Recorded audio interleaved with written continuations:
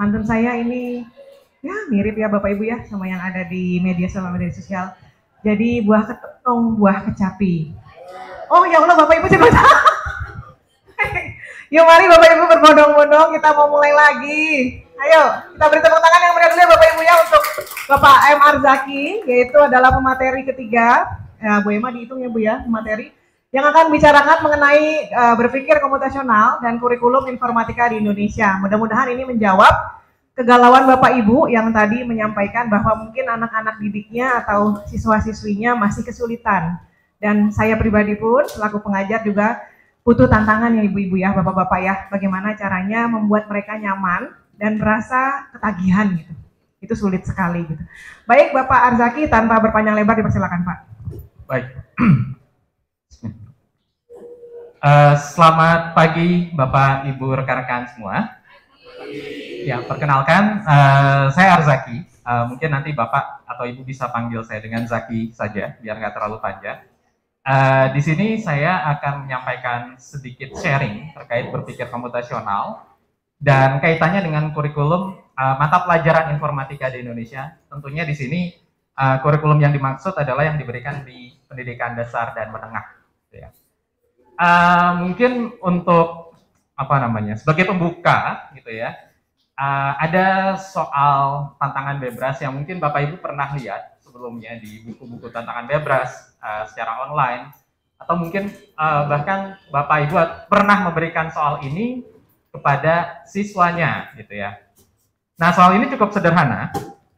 Jadi ada sebuah toko donat di Desa Bebras, dan toko donat ini bisa membuat satu donat dalam 2 menit.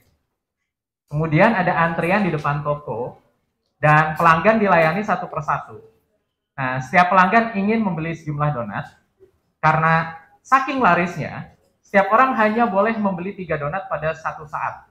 Jadi dia setiap orang hanya boleh membeli 3 donat pada satu saat. Jika ingin membeli lebih harus antri lagi ke belakang dan toko donat buka dan mulai membeli donat mulai pada pukul 7 pagi. Jadi ada mulai membuat donat pada pukul 7 pagi. Jadi nanti ada yang membeli setelah itu gitu. Dan sudah ada 3 bebras. Ini bebras itu maksudnya orangnya gitu ya yang antri. Yang pertama adalah Ali yang ingin membeli 7 donat, kedua adalah Bilgin yang membeli 3 donat, dan yang ketiga Yasmin yang membeli 5 donat. Nah, berapa menit setelah toko buka, Yasmin akan dilayani dan mendapat semua donat yang diinginkannya. Jadi ini adalah sebuah soal yang diambil dari soal tantangan bebras di Turki. Jadi kebetulan soalnya seperti itu. Nah, kira-kira jawabannya yang mana Bapak Ibu? 10, 12, 26, 28? Di sini kita bisa melihat sebuah analogi gitu ya dengan komputer. Jadi toko donat itu adalah sebenarnya semacam CPU atau prosesor yang memproses pekerjaan. Si berang-berang atau bebrasnya ini adalah proses. Jumlah donat adalah waktu yang diperlukan untuk memproses, dan membuat satu donat dalam 2 menit ini adalah kecepatan prosesornya. Nah, di sini ada sebuah solusi yang bisa ditawarkan. Jadi bagaimana sih solusinya itu kita bisa simulasikan gitu ya. Ini adalah salah satu contohnya. Kita bisa membuat tabel yang menunjukkan antrian bebras berganti setiap 2 menit. Dan bagi setiap bebras, angka di dalam tanda kurung adalah jumlah donat yang masih harus ditunggu gitu ya. Contohnya kalau ada Ali dalam kurung 7, berarti Ali masih menunggu untuk 7 donat lagi. Nah, di sini proses dapat dilakukan seperti ini gitu ya. Jadi yang pertama, di gerakan pertama Ali dapat 1, kemudian Ali nanti bergeser ke belakang gitu ya. Bilgin masih perlu 3, Bilgin nanti dapat 3, dan Bilgin dapat 1, dan nanti antri ke belakang lagi dan seterusnya.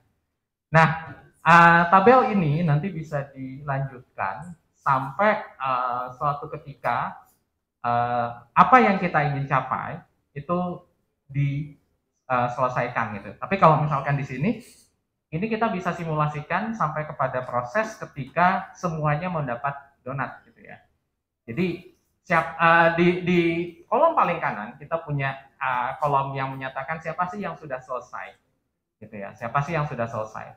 Di sini kita melihat bahwa Yasmin itu dapat selesai setelah menit ke-26, gitu ya. Nah, kalau misalkan kita lihat, Yasmin yang mendapatkan donat setelah 26 menit setelah toko buka, itu bisa kita peroleh dengan tabel seperti ini.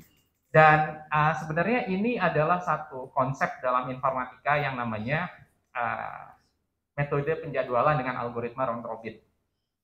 Nah, mungkin satu hal yang mungkin kita bisa lihat bersama di sini adalah bagaimana sebuah permasalahan yang mungkin Bapak Ibu kenal ketika dulu berkuliah di S1 itu bisa dibawa untuk diselesaikan oleh siswa SMP atau SMA dengan satu cerita yang menyenangkan, kurang lebih seperti itu sih. Sebenarnya informatika itu juga terkait dengan pengenalan pola. Jadi kalau misalkan kita buat triple bilangan gitu ya, A, B, Y, dengan A menyatakan sisa donat yang perlu dibeli Ali, B menyatakan sisa donat yang perlu dibeli Bilgin, dan Y menyatakan sisa donat yang perlu dibeli Yasmin, kita bisa membuat satu pola gitu ya. Ali perlu membeli 7, Bilgin perlu membeli 3, Yasmin perlu membeli 5. Jadi ini polanya seperti apa sih? Kalau misalkan setiap menitnya dilayani 1 gitu ya, kita bisa membuat semacam pola seperti ini gitu. Jadi tidak harus pakai tabel, menyelesaikannya tidak harus menggunakan tabel, tapi kita bisa membuat kalkulasi seperti ini. Nah, ini nanti juga satu hal yang bisa disampaikan kepada siswa Bapak Ibu gitu ya. Jadi menyelesaikan soal itu punya banyak metode dalam menyelesaikan. Kita punya banyak metode untuk menyelesaikan soal-soal informatika. Nah, mungkin nanti satu hal yang bisa kita lihat dari soal-soal yang seperti ini, kalau misalkan Bapak Ibu ingin membuat soal latihan untuk siswa-siswinya ketika ingin menerapkan pembelajaran computational thinking, kita bisa membuat satu soal dengan memodifikasi soal yang sudah ada. Tentunya mungkin kita harus tahu dulu bagaimana kasus umumnya dan apakah ada prosedur yang berlaku umum gitu ya, kurang lebih seperti itu. Nah, kalau tadi soalnya ada hitung-hitungannya, sekarang kita lihat soal yang tidak ada kaitannya dengan angka gitu ya. Kaitannya dengan angka secara eksplisit nggak ada. Nah, ini soal tingkat SD, soal berpikir komputasional tingkat SD yang terkait dengan pola non-numerik. Jadi ini diambil dari soal tantangan bebas yang diajukan di Jerman gitu ya. Jadi setelah diterjemahkan ke bahasa Indonesia, soalnya seperti ini. Judul soalnya Planet B. Ini mungkin Bapak Ibu bisa menjawab soal ini juga nanti ya. Penghuni planet B mengembangkan kota dengan cara yang spesial. Mereka mulai dengan satu rumah, dan kemudian mereka mengganti rumah dengan salah satu aturan berikut. Jadi pertama mereka punya satu rumah. Kalau mereka punya satu rumah bisa diubah menjadi 2 rumah. Kemudian satu rumah itu bisa diubah juga menjadi sebuah pohon dan 1 kolam renang. Ini ceritanya gambarnya kolam renang gitu ya, atau mungkin kolam ikan atau apa, itu nggak terlalu penting sebenarnya. Kemudian kalau kita punya satu kolam itu bisa ditumpuk atau dijejer ke atas menjadi 2 kolam. Oke, pertanyaannya sederhana, karena ini untuk SD nggak terkait sama kalkulasi numerik yang repot. Nah, ini aturannya tadi. Nah, ini contohnya ya, Bapak Ibu ya. Jadi kita awalnya punya satu rumah bisa diubah jadi 2 rumah. Nah, 2 rumah di sini kita bisa mengubah rumah yang paling kiri menjadi sebuah pohon dan sebuah kolam. Dan kalau saya punya kolam kan bisa saya tumpuk ya, ini contohnya. Kemudian berikutnya, kalau misalkan saya punya kolam lagi, kolamnya bisa diduplikasi, ditumpuk lagi jadi seperti ini.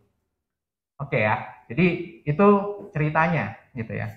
Nah, yang menarik dari sini, soalnya untuk anak SD, itu kota mana yang bukan kota di planet B?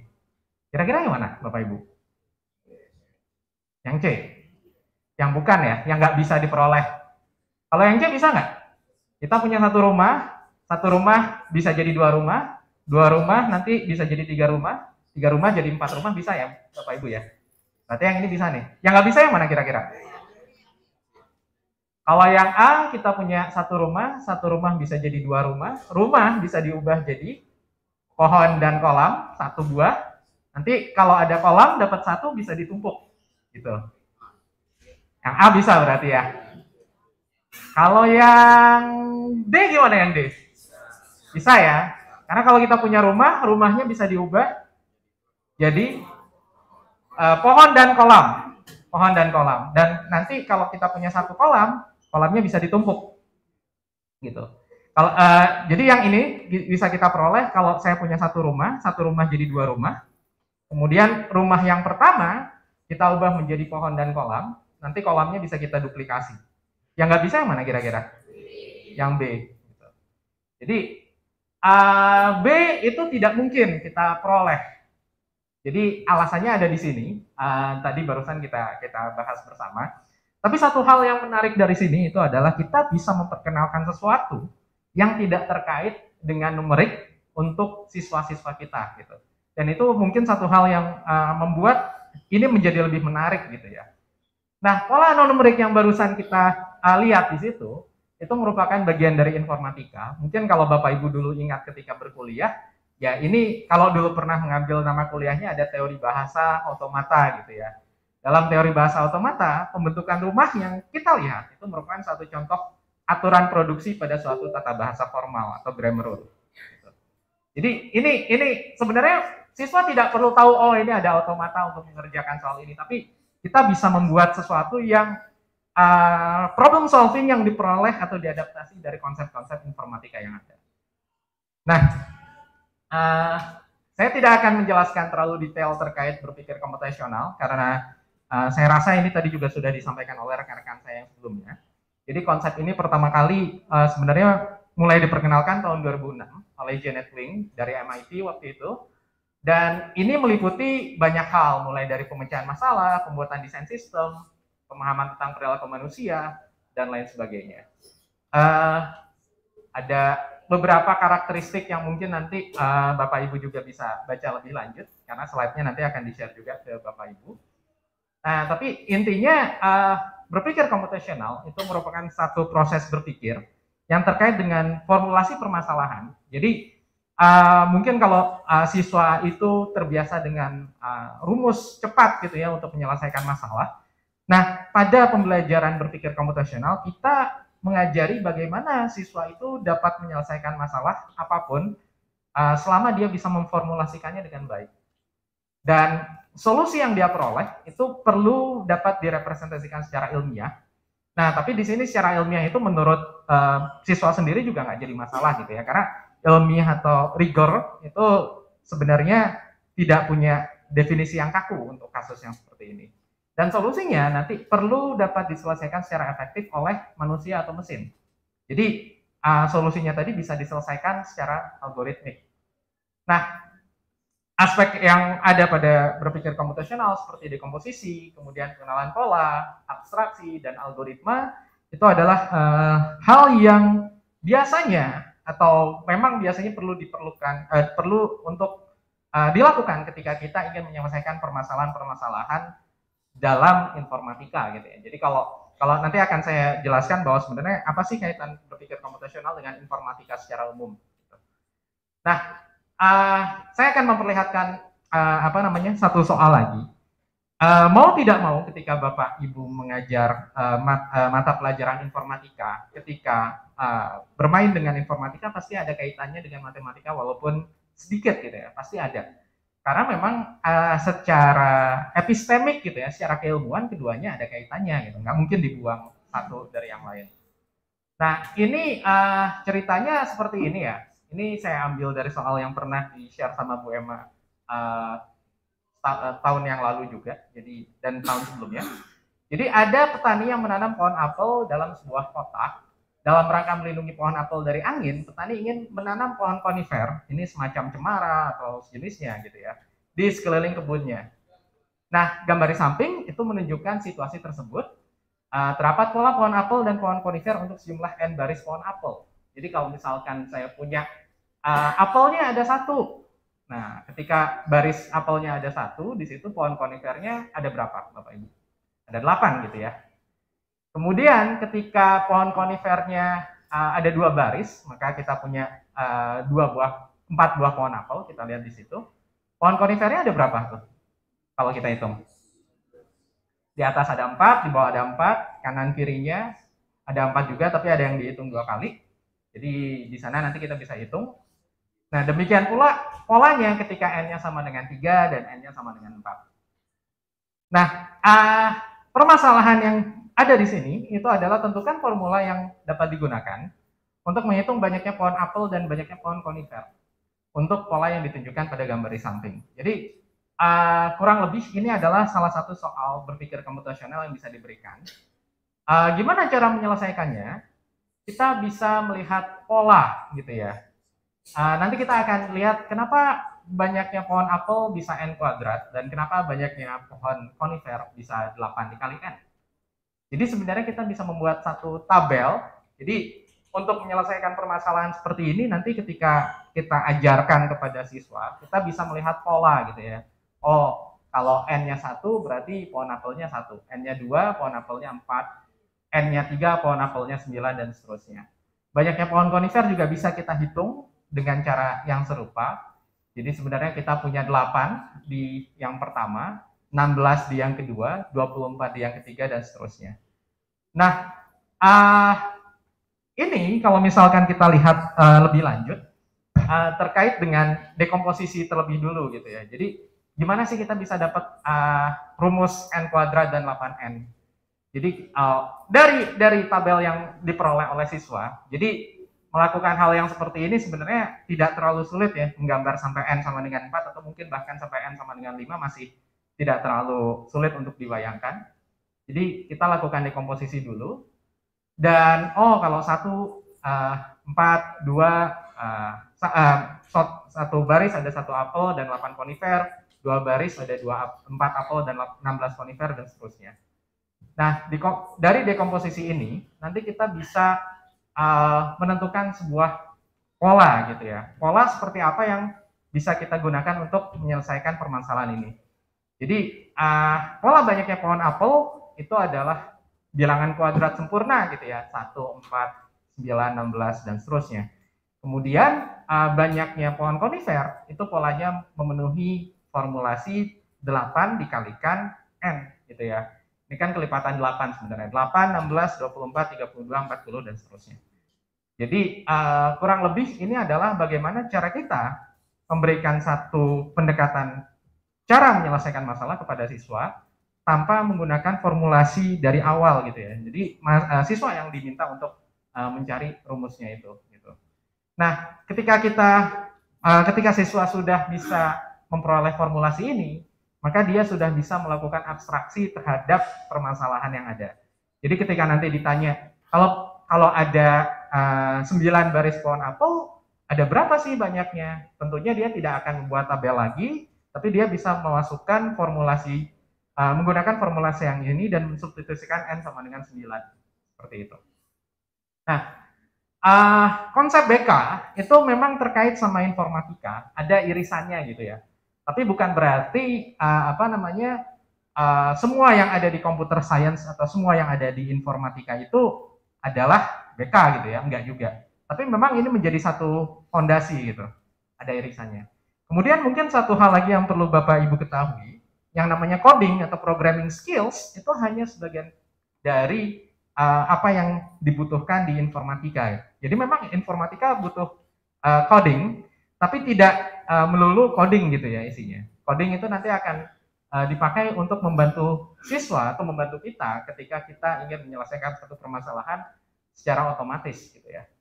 Jadi kurang lebih itu adalah hal-hal yang terkait dengan BK. Ada dekomposisi masalah, kemudian bagaimana cara kita melakukan pengujian dan debugging, itu juga nanti termasuk dalam BK secara praktikal. Pengembangan yang incremental, artinya bagaimana cara mengembangkan satu konsep menjadi konsep lain yang lebih bisa digunakan untuk hal yang lain, dan ini juga terkait dengan kolaborasi dan kreativitas. Poin kunci BK sendiri, mungkin saya nggak perlu bahas terlalu detail di sini karena Bapak Ibu semua adalah guru-guru yang mengajar mata pelajaran informatika. Jadi ini adalah satu hal yang sebenarnya bisa diajarkan di kelas tanpa menggunakan komputer kalau kita lihat. Jadi mungkin nanti ketika Bapak Ibu harus mengajar mata pelajaran informatika di sekolah, yang namanya pembelajaran informatika itu beda sama TIK. Nanti saya akan jelaskan perbedaan informatika dengan TIK berdasarkan apa yang dijelaskan di panduan dari Kemendikbud gitu ya. Mungkin ini perlu saya sampaikan juga karena cukup penting. Nah, computational thinking itu tidak perlu diajarkan menggunakan komputer. Beda sama informatika yang dulu yang mungkin harus dilakukan di lab. Kemudian ini juga si berpikir komputasional ini punya satu peran dalam bidang-bidang non-STEM atau bidang-bidang non-technical. Meskipun demikian ya memang kalau di Indonesia sendiri masih banyak belum terlalu dibahas ya untuk hal ini. Jadi pembelajaran BK tentunya tujuannya apa sih? Jadi salah satunya adalah men-encourage atau membuat siswa itu bertanya terkait, oh bisa nggak sih masalah ini kita selesaikan dengan cara yang lebih baik, dengan cara yang lebih mudah, dan ada nggak sih rumusnya gitu kan. Jadi bukan cuma hanya melihat dari pola saja. Tentu mengenali pola dan kemudian berpikir secara terorganisasi dengan baik merupakan hal-hal yang perlu diajarkan juga atau diberikan ketika kita membahas soal-soal terkait berpikir komputasional. Nah, ada banyak aspek dari computational thinking, cuman saya di sini akan menjelaskan sedikit atau memberi paparan sedikit bahwa yang namanya computational thinking itu bukan hanya dapat diterapkan dalam materi informatika saja, tapi ini juga bisa diintegrasikan dengan mata pelajaran yang lain. Jadi kalau misalkan tadi Bapak Ibu ada yang berpikir, oh kayaknya untuk menyampaikan materi yang seperti ini tidak mungkin disampaikan dalam informatika saja, karena memang sejujurnya itu banyak bisa dikolaborasikan dengan mata pelajaran yang lain. Matematika tentu salah satunya karena secara epistemik itu mirip. Kemudian sains atau IPA, fisika, kimia, biologi itu juga punya hal-hal yang terkait dengan computational thinking. Yang cukup cukup mengejutkan mungkin dari sisi social science dan bahasa itu juga ada kaitannya dengan computational thinking gitu. Nah, kalau dari sisi keinformatikaannya sendiri nanti seperti apa sih? Nanti akan saya jelaskan lebih lanjut gitu ya. Tapi sebelumnya ini saya jelaskan sedikit tentang Bebras yang mungkin tadi juga sudah disampaikan sebelumnya. Jadi intinya Bebras itu adalah satu inisiasi internasional yang tujuannya adalah mempromosikan computational thinking. Jadi bukan informatikanya saja, tapi bagaimana sih berpikir komputasional itu bisa diterapkan kepada siswa-siswa kita agar mereka dapat berpikir dengan cara yang lebih sistematis. Ini tadi mungkin beberapa sumber yang Bapak Ibu pernah lihat sebelumnya. Algorithms Unplugged, bagaimana cara kita bermain atau belajar algoritma tanpa menggunakan komputer. Ini salah satu contoh soal Bebras gitu ya. Saya nggak akan bahas ini terlalu detail karena nanti Bapak Ibu juga bisa lihat. Jadi salah satu ciri dari soal Bebras itu adalah banyak deskripsinya gitu. Jadi maksudnya bukan banyak deskripsinya, ada deskripsinya yang membuat siswa itu harus berpikir HOTS atau higher order thinking skills-nya ada gitu ya. Nah, ini sebenarnya mengajari satu konsep terkait loop gitu kalau misalkan kita lihat. Ini kan mereka awalnya berdiri di rerumputan dengan saling membelakangi, kemudian keduanya berpindah sesuai dengan instruksi. Ulangi 2 kali, tanam sebuah bunga pada sisi kanan, maju 1 langkah, tanam sebuah bunga pada sisi kiri, maju 1 langkah, dan seterusnya. Nah, tentu yang lebih besar itu akan menanam bunga dengan dengan jarak yang lebih besar, yang kecil juga demikian, jaraknya lebih pendek-pendek. Nah, yang ditanya pola yang terbentuk seperti apa sih? Jadi itu adalah satu contoh konsep pembelajaran yang ada. Nah, yang lainnya juga ada yang seperti ini. Berapa banyak pola yang ditemukan pada sebuah kertas kado, gitu ya. Ini cocok untuk siswa tingkat SD, gitu ya, siaga. Tentu kalau misalkan untuk siswa-siswa tingkat SMP atau SMA yang kayak gini nggak terlalu menarik gitu ya. Jadi kita harus membuat soal lain yang mungkin lebih menarik. Nah ini soal yang mungkin lebih menarik untuk diberikan kepada siswa tingkat SMP atau SMA. Jadi sebuah robot mampu memotong kayu dalam 3 bagian dalam waktu 1 detik. Berapa banyak waktu yang dibutuhkan untuk memotong kayu ke dalam 9 bagian dalam 1 detik? Jawabannya gimana kira-kira? Ini soal logika yang menarik sebenarnya. Ada yang bisa dapat angkanya? Berapa banyak robot yang diperlukan untuk memotong kayu ke dalam 9 bagian dalam waktu 1 detik? 2?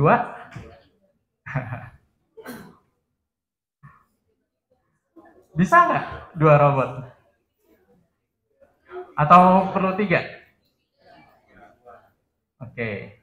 Nah ini problem-problem yang seperti ini itu adalah problem-problem yang bisa diberikan ke siswa Bapak Ibu. Dan nanti ketika dia dapat 3, hal yang perlu dibahas lebih lanjut oleh Bapak Ibu adalah dia dapat 3-nya dari mana gitu. Apakah 3-nya itu dari 9 dibagi 3 atau dari yang lain gitu. Sebenarnya alasan matematisnya kayak 9 dibagi 3 atau 3 dikuadratkan dan sejenisnya itu menjadi tidak terlalu relevan selama dia bisa memberikan alasan logis di belakang ini gitu. Kurang lebih itu yang nanti bisa kita tekankan kepada siswa-siswa kita. Kemudian soal berikutnya di sini ya. Ini ada sebuah gambar di sebelah kanan di sana. Nah, berang-berang mengumpulkan barang untuk dibawa ke dalam perahu dan dijual di Beaverland, gitu ya. Total berat barang yang dibawa tidak boleh lebih dari 30 kilo. Jadi di situ ada barang yang 10 kilo, harganya 8 euro. 4 kilo, 4 euro, 8 kilo, 20 euro, dan seterusnya. Nah, pertanyaannya sederhana. Barang apa saja yang akan dibawa oleh berang-berang untuk mendapatkan uang sebanyak mungkin ketika dia menjualnya di Beaverland? Yang mana sih yang harus dibawa? Yang berapa kilo saja? Di sini kebetulan beratnya beda-beda semua. Oh, ada yang sama sih. Ada yang ranting 2 kilo, 4 euro gitu ya. Yang kira-kira bakal dia bawa karena maksimalnya 20 kilo yang mana aja? Yang pertama ini dibawa nggak nih? Yang 10 kilo, yang paling besar? Nggak dibawa ya? Yang 8 kilo dibawa, oke. Yang 11 kilo dibawa, oke. Berarti kita udah punya 30 euro, masih sisa 9 lagi berarti. Totalnya kan 19, masih 11 lagi. Mana lagi yang bisa dibawa? Yang 2 kilo, 2 ya, bisa dibawa itu. Jadi 8 euro. Oke, terus? Ada lagi yang masih bisa dibawa? Kecuali yang 10 ya, kecuali yang 10. Nah, ini juga satu soal yang nanti bisa diberikan kepada siswa-siswi Bapak Ibu. Ada banyak metode penyelesaian untuk menyelesaikan masalah ini. Nah, memang kalau misalkan dulu ketika Bapak Ibu berkuliah, mungkin ada yang, wah ini harus diselesaikan dengan dynamic programming.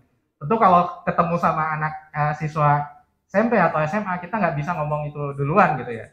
Tapi mungkin beberapa di antara mereka nanti ada yang tertarik, Pak, kalau barangnya ada banyak, apakah kita harus mencobanya satu persatu gitu ya? Pertanyaan yang bagus itu biasanya nanti akan diperoleh dari siswa-siswi yang nanti bisa melihat hal itu gitu ya. Walaupun mungkin nggak banyak, tapi nanti Bapak Ibu bisa menjelaskan konsep dynamic programming ke beberapa siswa tentunya, nggak semuanya kalau diperlukan.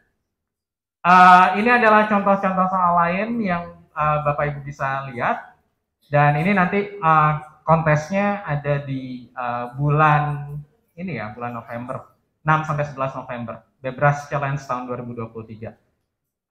Tahun lalu saya sama Bu Emma dan beberapa rekan dosen yang lain ketemu sama Bu Inge dan juga Profesor Valentina Dagien. Ini adalah inisiator Bebras Internasional. Kemarin kami bertemu di Jogja gitu ya.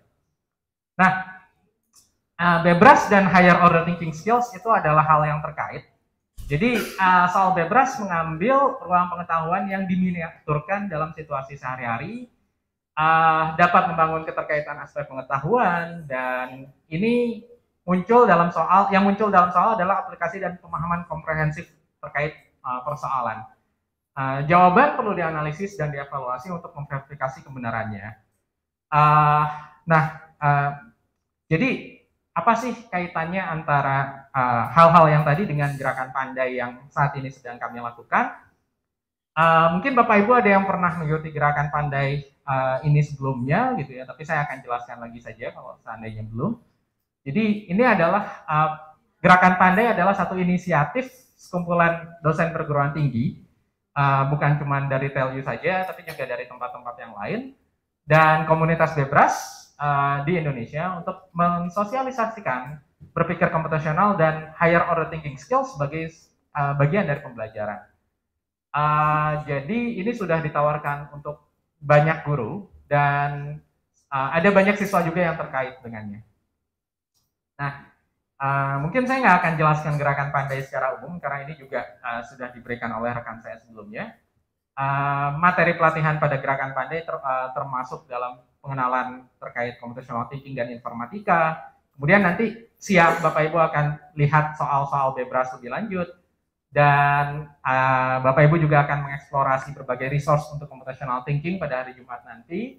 Dan tentunya workshop ini juga terkait dengan bagaimana Bapak Ibu mengajarkan hasil pelatihan kepada siswa ajar. Nah, ini mungkin satu hal yang akan saya tekankan gitu ya dalam dalam apa yang saya sampaikan di pagi ini. Jadi saya akan menjelaskan berpikir komputasional dan kurikulum mapel informatika di Indonesia. Jadi bagian yang sebelumnya itu adalah hal-hal yang terkait dengan computational thinking secara umum. Dan apa sih kaitan antara berpikir komputasional dan informatika gitu ya?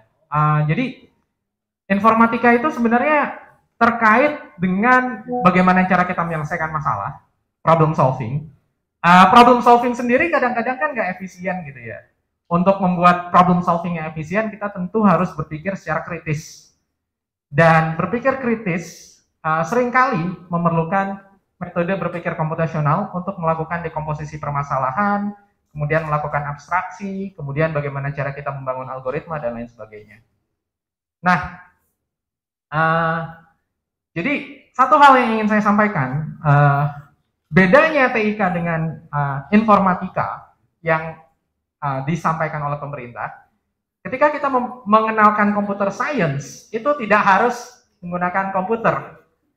Ini ada satu fenomena di Afrika sana gitu, ada guru yang saking niatnya ingin mengajari siswanya itu komputer itu kayak gini loh nak bekerjanya, dia dengan sengaja menggambarkan interface untuk Microsoft Word di papan tulis pakai kapur gitu ya, luar biasa niatnya. Saya belum pernah melihat hal yang seperti ini di Indonesia. Mungkin Bapak Ibu mau mencoba gitu ya nanti. Tapi untungnya informatika itu tidak harus mengenalkan hal yang seperti ini kepada siswa gitu. Ini dikenalkan ya, cuman tidak harus bentuknya seperti ini gitu ya. Dan kita bersyukur juga karena kita tinggal di Indonesia, jadi saya rasa Microsoft Word atau mungkin pengolah kata atau pengolah spreadsheet dan lain sebagainya itu bisa diakses lewat HP, dan banyak sekali siswa yang sudah punya HP untuk saat ini. Nah, dalam apa sih kaitan antara berpikir komputasional dan informatika secara sisi kurikulum? Jadi ini adalah satu hal yang terkait dengan standar framework kurikulum informatika untuk sekolah dasar dan menengah gitu ya.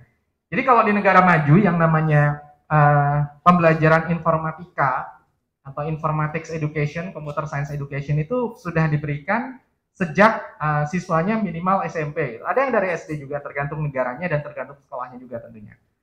Nah, apa sih bedanya TIK sama informatika gitu ya? Muatan atau mapel informatika merupakan satu perluasan dari mapel TIK yang zaman dulu sebenarnya sudah pernah diberikan juga. Saya juga ketika SMA dulu dapat mata pelajaran TIK gitu ya. Tapi TIK yang saya peroleh ketika saya SMA itu isinya memang lebih banyak membahas tools. Jadi bagaimana cara kita mengetik dengan baik, bagaimana cara kita membuat budgeting menggunakan pengolah spreadsheet, misalnya Microsoft Excel, bagaimana cara kita membuat presentasi dengan PowerPoint. Mungkin ada yang hal-hal lain tergantung sekolahnya seperti apa. Ruang lingkup Mapel Informatika itu bukan hanya menggunakan tools, tapi siswa juga didorong untuk berpikir, berkarya dan terampil, punya pengetahuan dan berkarakter. Nah, apa kaitan antara informatika dan berpikir komputasional?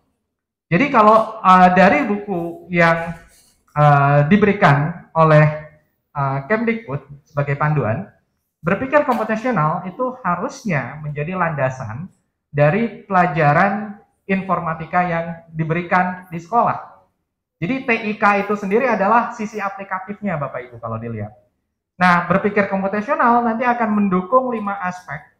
Mulai dari TK, ini teknik komputer, terkait bagaimana sih hardware komputer itu bekerja. Nah, ini penekanan dari sisi berpikir komputasionalnya harus ada. Jaringan komputer dan internet, analisis data, algoritma pemrograman, dan dampak sosial informatika.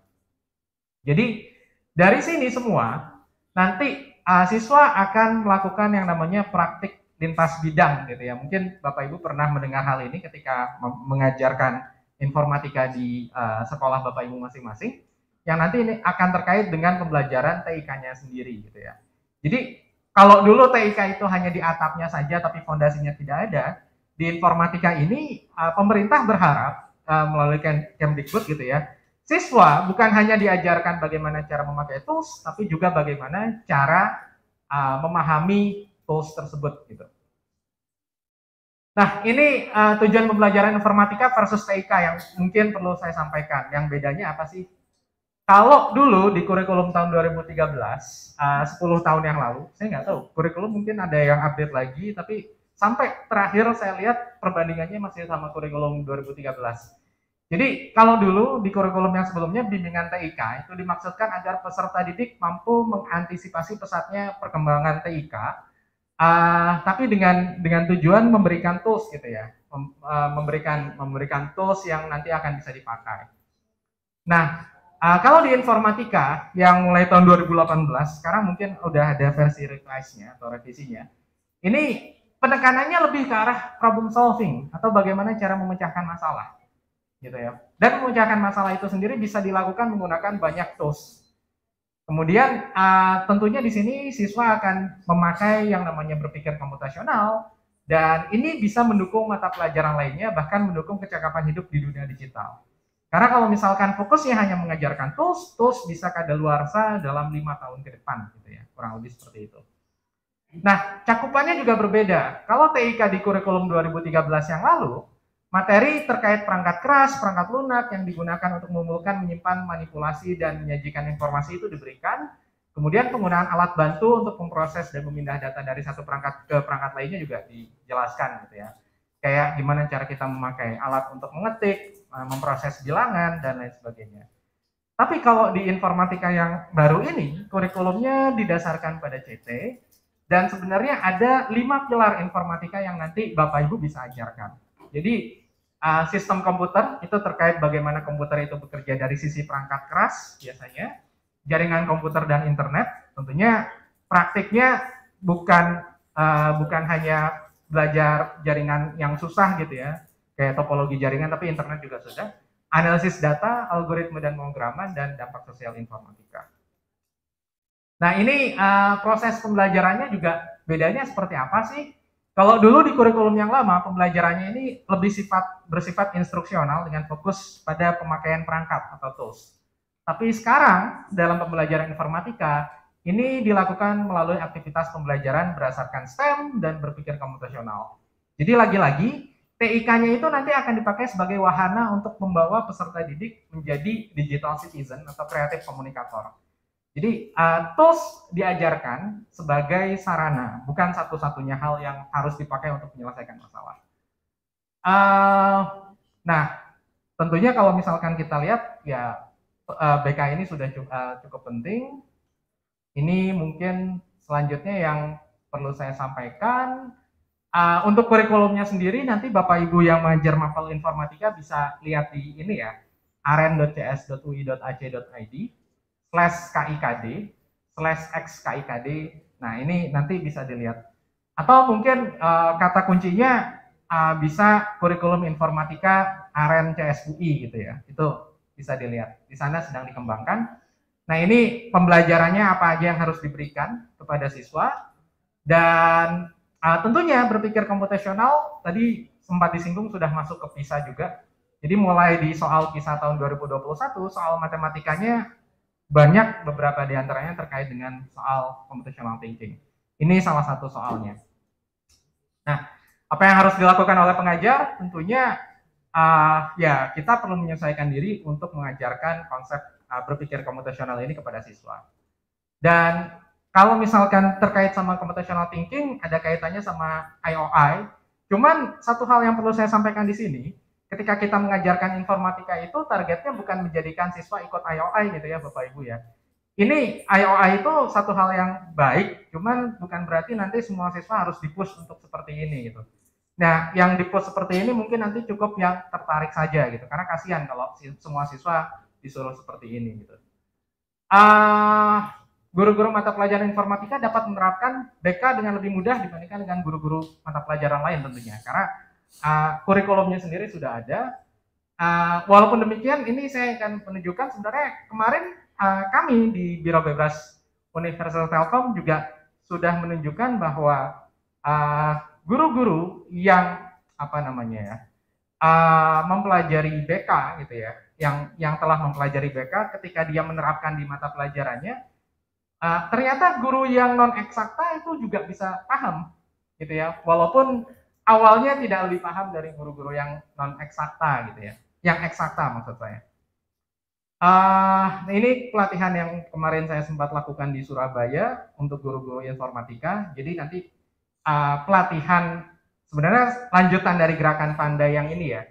Nah, ini nanti pelatihannya juga sama, banyak hal yang menyenangkannya kok, bikin gambar-gambar.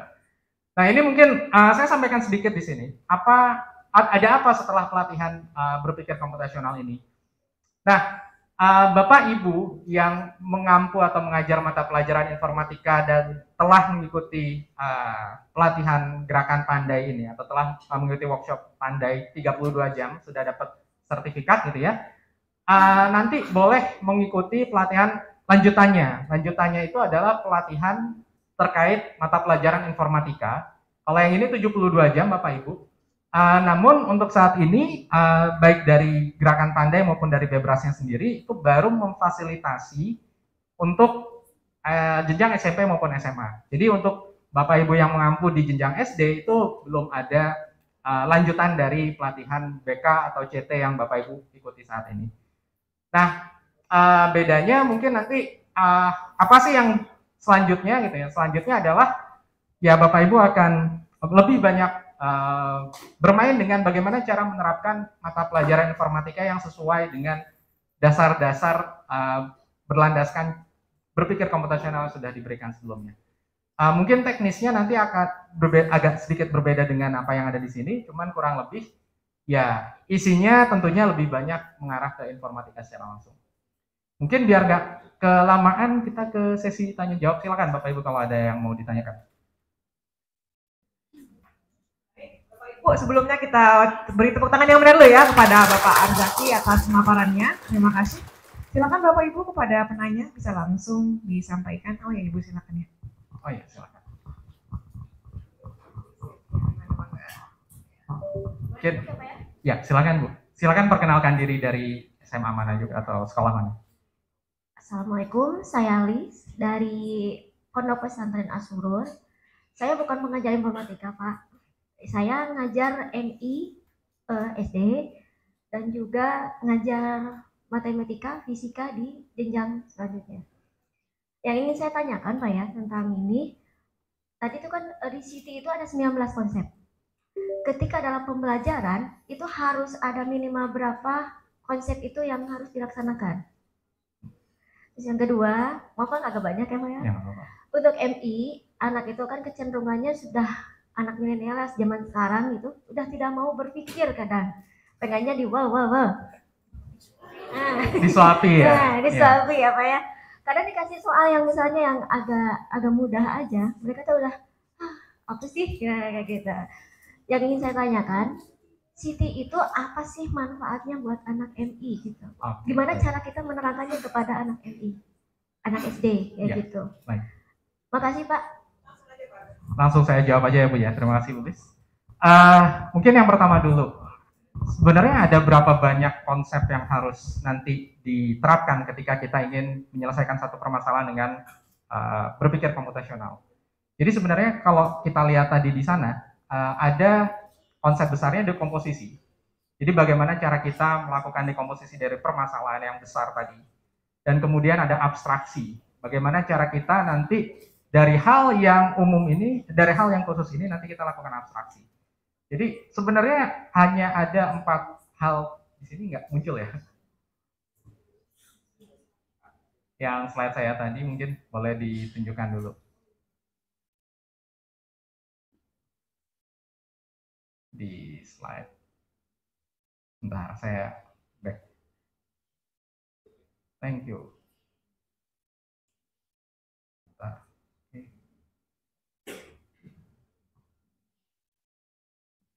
Oh, nggak muncul.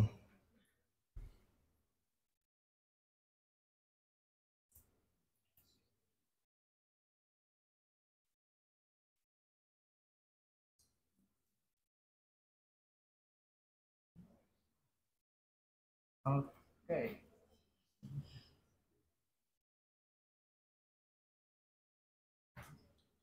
Bisa.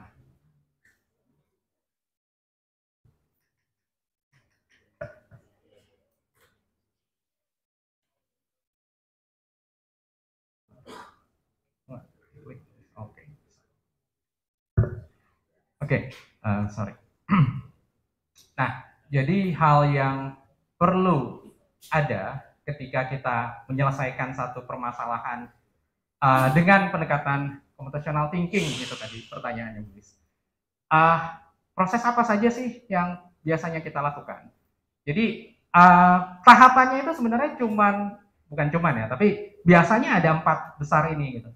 Jadi kalau masalahnya terlalu kompleks, bagaimana cara kita membagi masalah kompleks itu ke dalam masalah yang lebih kecil dan lebih mungkin diselesaikan. Pertama itu dulu. Ini berlaku untuk hampir semua mata pelajaran saya rasa, termasuk mata pelajaran eksak yang ada gitu ya. Jadi kalau misalkan, ini ada soal matematika yang susah, suruh nyari rumus, coba kita lihat contoh-contoh kecil dulu yang mungkin lebih doable gitu, dapat dikerjakan.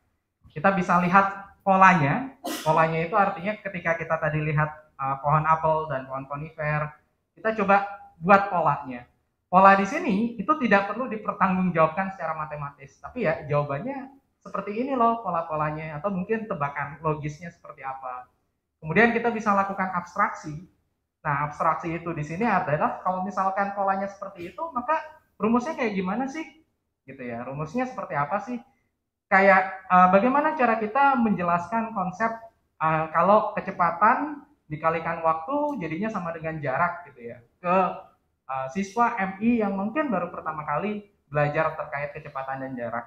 Kita bisa menjelaskannya sebenarnya tanpa menggunakan rumus itu sendiri, tapi pakai soal cerita yang nanti kalau misalkan dia kecepatannya sekian, waktunya sekian, dia jaraknya bisa sekian loh. Jadi rumusnya apa sih kira-kira gitu ya. Dan yang terakhir tentu di sini algoritma ini kalau seandainya nanti diperlukan untuk membuat satu perumuman masalah itu bisa kita lakukan. Tapi sebenarnya untuk tingkat MI itu sampai sini pun sudah cukup gitu. Sampai abstraksi atau bahkan mengenali pola itu udah cukup baik gitu. Jadi sebenarnya prosesnya nggak harus dilakukan semuanya, tapi kita coba berikan sesuai dengan kemampuan dari siswanya tersebut. Nah, untuk pertanyaan yang kedua, gimana cara membuat siswa itu tertarik dengan permasalahan problem solving? Ini sebenarnya PR yang bukan hanya dihadapi oleh ibu di tingkat pendidikan dasar dan menengah, tapi juga ini dihadapi oleh dosen-dosen yang mengajar di Fakultas Informatika. Karena ketika mahasiswa diberikan dengan soal yang kompleks gitu, ada keluhan. Keluhannya biasanya ini algoritmanya apa sih Pak? Atau mungkin ini code-nya apa sih Bu? Gitu. Ada nggak programnya gitu? Ada nggak source code-nya langsung gitu ya? Nah tentunya ketika kita dihadapkan dengan seperti itu, ya sebenarnya pengajarnya harus kreatif gitu ya. Nah, contohnya adalah gimana sih cara kita membuat soal yang bisa membuat siswa itu tertarik dengan permasalahan yang dihadapi. Ini sebenarnya rumusnya itu nggak ada, jadi saya nggak bisa ngasih, oh Bapak Ibu harus membuat langkah-langkah seperti ini untuk membuat soal yang menarik gitu. Tapi ini memang by experience gitu ya. Mungkin nanti Ibu bisa lihat-lihat soal Bebras, dan soal Bebras itu bisa dimodifikasi dengan jalan cerita yang lebih menarik, yang membuat siswa itu tertarik untuk mengerjakan itu gitu. Karena apa sih manfaat dari berpikir komputasional itu? Tujuannya ketika dia dihadapkan sama satu masalah yang nggak ada rumusnya, dia bisa menyelesaikan itu. Karena gini, beberapa kecenderungan dari anak-anak sekarang gitu ya, yang terlalu dependen sama orang tuanya, atau mungkin udah terlalu banyak dikasih rumus atau petunjuk, dia bingung untuk pergi dari satu tempat ke tempat lain kalau misalkan nggak bawa HP. Nah, itu satu hal yang bermanfaat kalau misalkan kita belajar computational thinking. Jadi belajar computational thinking itu bukan belajar soal-soal yang seperti ini, tapi lebih cenderung bagaimana cara kita menyelesaikan permasalahan yang baru, yang sama sekali kita belum pernah tahu cara menyelesaikannya. Tapi kita bisa mencoba untuk menyelesaikan masalah itu dengan baik. Gitu. Intinya seperti itu, Nulis. Baik, bagaimana Ibu, cukup? Cukup ya. Baik, ada lagi yang mau ditanyakan Bapak Ibu? Mungkin boleh satu lagi kali ya. Satu lagi, ya. Oh ya, Ibu silakan Bu. Oke. Bisa diperkenalkan dulu dari sekolah mana? Ya. Assalamualaikum warahmatullahi wabarakatuh. Waalaikumsalam. Bapak Ibu, perkenalkan nama saya, kalau di CIT-nya Li pangkat 1 tambah S. Lilis. Oke, saya dari SMK Negeri 2 Balenda. Kebetulan saya mengajar informatika juga di kelas 10. Mungkin dengan pemaparan yang sudah dijelaskan, banyak hal, dan saya menangkap bahwa CIT ini sangat penting untuk anak-anak. Nah, sedangkan kebetulan saya mengajar di kelas kecantikan ya, karena di SMK Negeri 2 itu kan ini ya, apa namanya, ya maksudnya banyak apa ya, pariwisata, maaf, saya berpikirnya agak lama. Jadi ada jurusan ini apa, kecantikan di sana, dan saya mengajar anak kecantikan, dan memang rata-ratanya itu sering bertanya, yang mereka pahami tentang informatika itu hanya sosmed saja, gitu. Okay, ya, nah mungkin saya hanya meminta tips ya sama trik ke bapaknya untuk menerangkan bahwa ini penting walaupun untuk jurusan kalian yang kecantikan. Baik. Gitu. Itu aja kasih. Mungkin terima kasih. Assalamualaikum warahmatullahi wabarakatuh. Nah, ini menarik. Nanti sambil dandan sambil holding ya Pak. Ya. Terus terang apa namanya?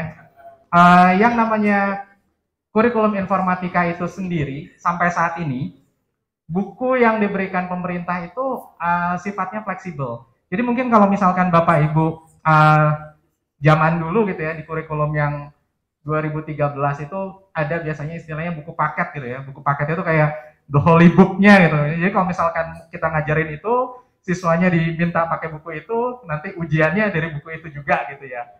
Di kurikulum ini, di kurikulum informatika yang saat ini, kita tidak punya buku yang demikian.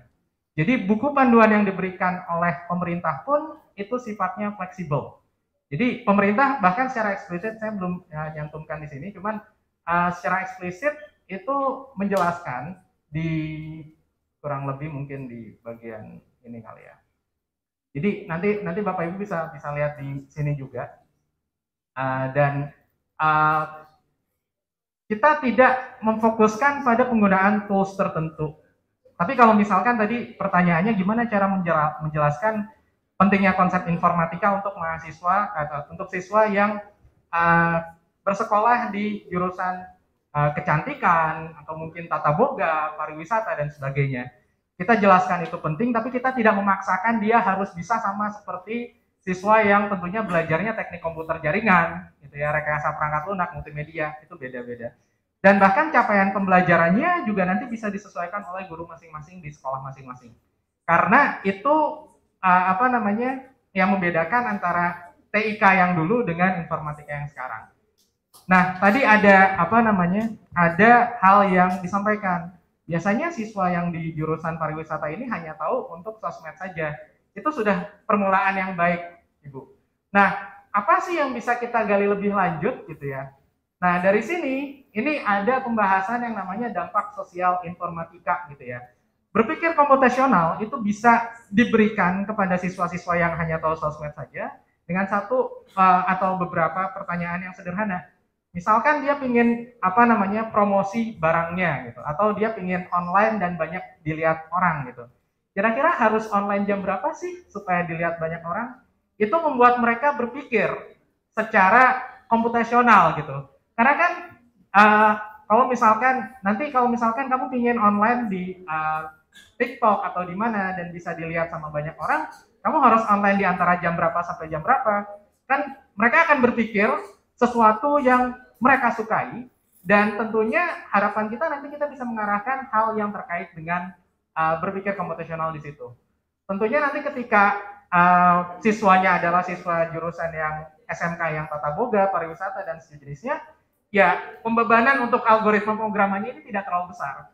Jadi jangan dipaksa nanti, oh saya mengajar informatika di SMK untuk yang tata boga, terus siswanya disuruh coding pakai C++ gitu ya. Jangan, ada kajian lain yang nanti bisa dipakai. Atau dari siswa yang di tata boga pun, nanti kan mereka akan bagaimana sih belajar supaya kalau saya mau melakukan promosi secara tertulis atau secara grafis, itu bisa dilihat sama banyak orang.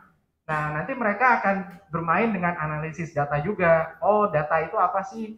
Jadi jangan cuma menjelaskan hal-hal yang sifatnya kualitatif tapi kuantitatif. Misalkan dia SMK-nya tata boga terus bilang bahwa makanannya lebih enak daripada makanan yang dibuat di tempat lain. Nah, dia bisa bilang saya survei ke sekian orang dan sekian persen orang itu bilang makanannya enak gitu. Jadi itu memperkuat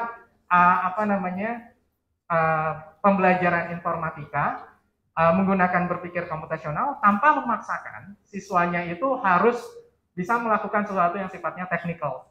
Jadi sampai saat ini, jadi pemerintah masih berusaha dan berupaya supaya kurikulum ini cukup fleksibel untuk diterapkan di sekolah-sekolah kejuruan maupun jenjang SMA, SMP yang tentunya tidak sama antara satu sekolah dengan sekolah yang lain. Itu mungkin dari saya. Baik, terima kasih Pak Arzaki, semangat sekali ya Bapak Ibu Dewan semangat, terima kasih banyak. Sekali lagi Pak Arzaki, kita lanjutkan ke sesi berikutnya Bapak. Baik, Bapak Ibu gimana? Sudah semakin dalam memahami mengenai Bebras, City, atau mau langsung bikin soal Pak Bu? Belum ya? Baik Bapak Ibu, sambil tadi dari 2 dan 3 penanya pengantar dari Bu Emma, kita coba ya Bapak Ibu ya, biar supaya nggak ngantukan sebelum makan, bisa disiapkan dulu nanti gadgetnya. Akan ada bantuan pemaparan mengenai registrasi akun dan pengenalan media online learning. Ada pretestnya. Siap-siap ya Pak Bu ya. Nah ini akan dipandu oleh Ibu Lydia Ningsih. Ibu, waktu dan tempat dipersilakan Bu.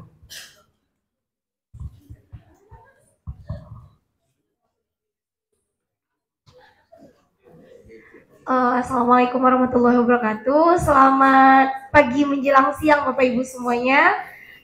Perkenalkan saya Lydia Ningsih. Di sini saya akan memandu tentang pretest dan nanti juga akan ada kuis ya di akhir. Nah, tadi sudah disampaikan beberapa materi tentang computational thinking dan Bebras ya oleh Bapak Ibu dosen di Teliu. Nah, sebelum kita melakukan proses pretest, Bapak Ibu semua diminta untuk mengakses LMS untuk proses registrasi terlebih dahulu. Nah, diminta untuk mengakses linknya selo.telkomuniversity.ac.id. Mungkin teman-teman panitia bisa membantu Bapak-Bapak Ibu nanti untuk mengakses proses register. Setelah mengakses link tersebut, Bapak Ibu diminta untuk input data, email, username dan password yang akan digunakan untuk proses login ya nanti untuk ke selonya. Nah, setelah proses register, Belum ya? Untuk input data ya Bapak Ibu ya. Nah, iya Bapak Ibu silakan input data untuk username dan passwordnya itu nanti digunakan untuk proses login.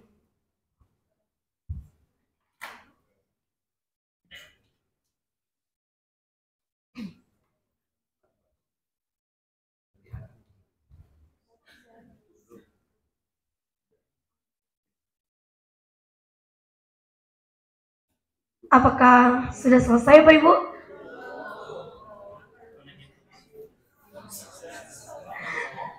Baik, ditunggu Bapak Ibu, ditunggu.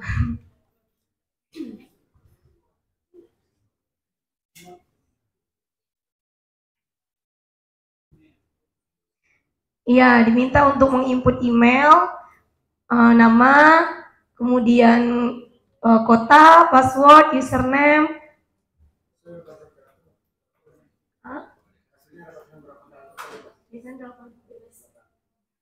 Passwordnya biasanya harus ada angka, simbol begitu.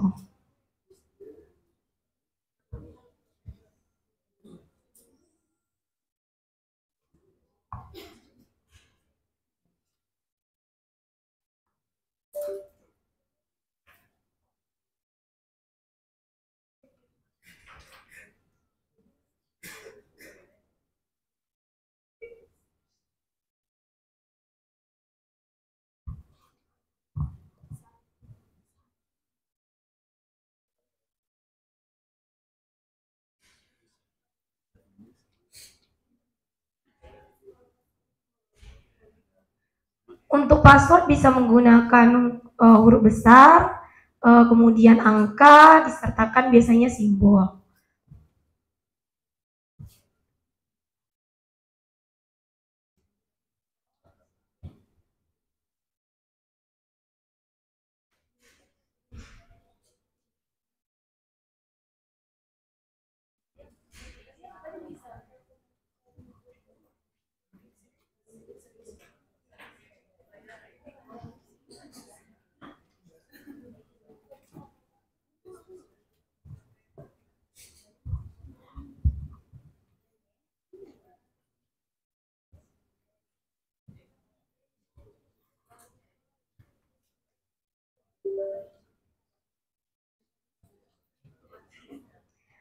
Sudah?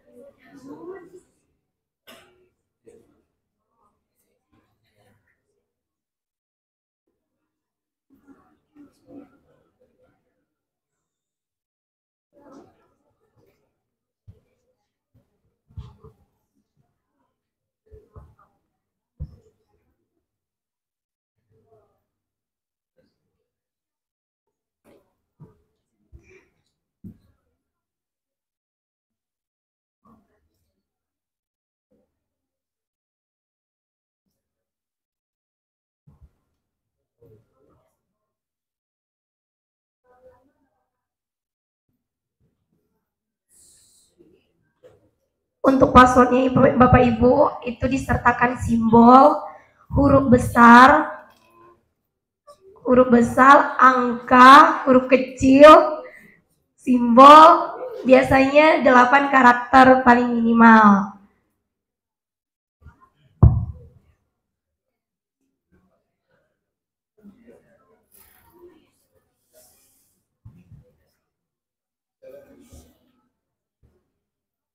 Bapak Ibu diminta untuk masuk lewat external account. External account menggunakan username dan password yang tadi sudah dibuat waktu proses register. Jadi bisa mengakses link onlinelearning.telkomuniversity.ac.id_course_view ya /course dan /view dengan memilih external account.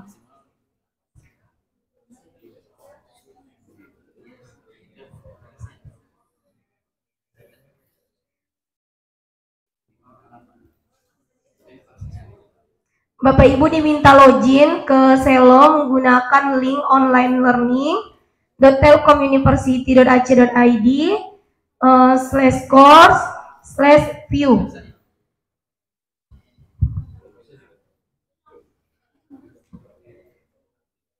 Untuk loginnya menggunakan external account yang pilihan kedua ya Pak Ibu ya.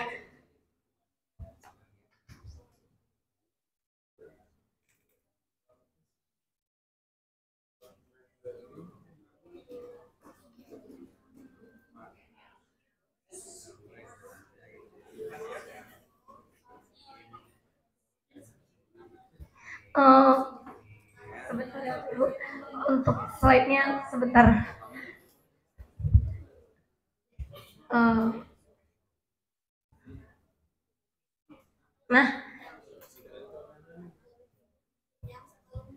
Sorry Bu, jadi untuk linknya bisa mengakses telu.ac.id /ct 2023.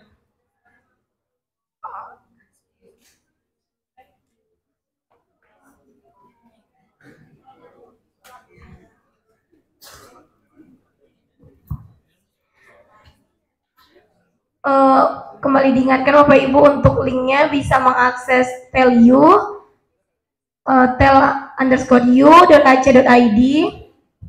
/ct 2023. Kemudian memilih external account, pilihan yang kedua.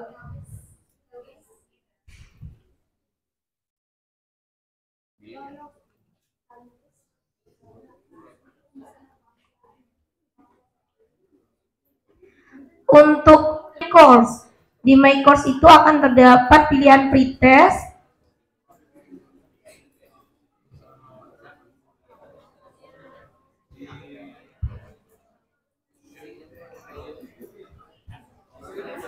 di My Course Pak. Jadi untuk setelah login Bapak Ibu diminta untuk mengakses pretest di My Course.